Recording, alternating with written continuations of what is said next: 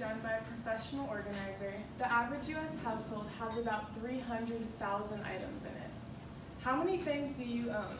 And of those things, how many of them do you use in a day, or even in a week or a month? It is important to understand the purpose of each item that you own and how you are utilizing its quality over its quantity. I am an 18-year-old girl, and I have grown up most of my life having the privilege of owning pretty much everything I had wanted. But now that I'm older, I can't seem to find a purpose for these things that I had to have as a kid, and wish I'd spent my money on experiences rather than on material items. I've done research on minimalism and believe that I am a credible source to discuss the aspects of this movement with you today. Today I'm going to introduce you all to minimalism and how having less material items can contribute to a higher quality of life. First, I'm going to talk about why having too many items is a problem and the benefit of having less stuff. Then I'm going to tell you the common misconceptions of minimalism. And finally, I'm going to talk about why you should consider adopting aspects of minimalism into your life. So what is the problem with having so much stuff? According to Joshua Fields Milburn and Ryan Nicodemus, also known as the minimalists, today's problem seems to be the meaning we assign to our stuff. We tend to give too much meaning to our things, often forsaking our health, our relationships, our passions, our personal growth, and our desire to contribute beyond ourselves. Basically, our lives are too focused on what we have and how that will make us happy, instead of focusing on what is more important in life. According to Bobby Peterson, a lifestyle blogger, material things do buy happiness to an extent, but it's short-lived. It becomes a cycle that you'll need to satiate often to maintain your endorphin levels and the high associated with buying a new TV, purse, or pair of shoes. It's why consumer culture is so successful.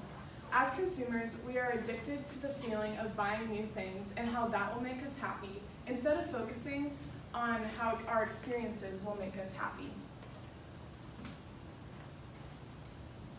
Many of us are familiar with Black Friday, which is the day after Thanksgiving when stores have massive sales for Christmas shopping.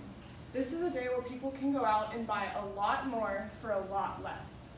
There is a website called BlackFridayDeathCount.com that maps out how there have been 10 deaths since 2008 over Black Friday shopping. These deaths were not coincidental, but occurred over fights and stampedes that broke out over items that people had to have. This goes to show the power of our items and how they control us. So clearly, there's a lot of power in what we buy, and sometimes it can even be dangerous. However, it is important to understand that you can be happy with less. Many people believe that with minimalism, you have to go to the extreme and pretty much have nothing. And this is what people believe it is like to be a minimalist. It's 6 a.m. I've trained myself to wake up at the same time every day, so I have no need for an alarm clock. My name's Matt, and this is a day in the life of a minimalist. My life is about efficiency, optimization, multifunctionality. Nothing goes to waste. You may notice that I don't have a garbage bin. That's because I don't have anything to throw away. This may look like just a normal cereal bowl to the non-minimalist, but to a minimalist, it's also a coffee cup. If it does not add value to my life, I get rid of it. Some have asked me, what about things that bring you joy? I got rid of that as well.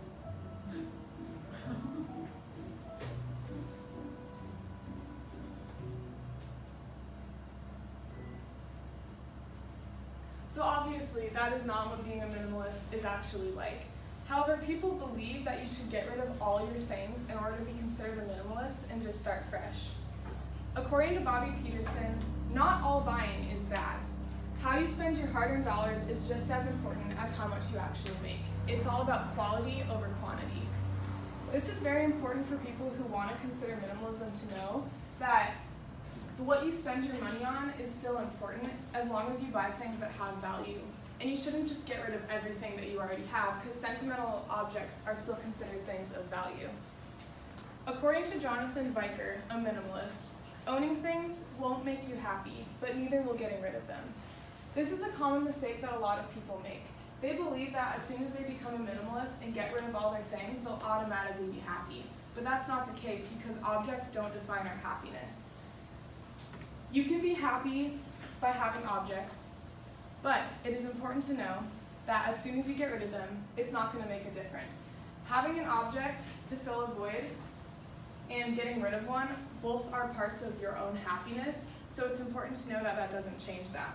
Jonathan Viker also says that we human beings tend to get carried away, and in the process we forget why we got into the game in the first place. In an effort to clear the meaningless clutter from our lives, we give away the things that we shouldn't. An easy solution to this, to make this not a barrier, is to just not go overboard when you're decluttering.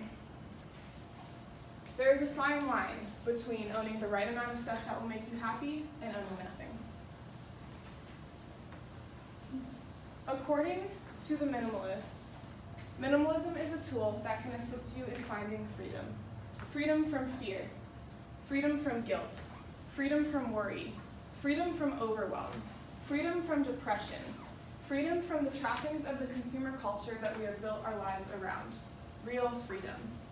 It is important for us to let go of the things that we have held on to for so long to have freedom from what doesn't really matter in life. Joshua Becker, a writer, tells us to consider for just a moment the amount of times that our belongings drain from our life.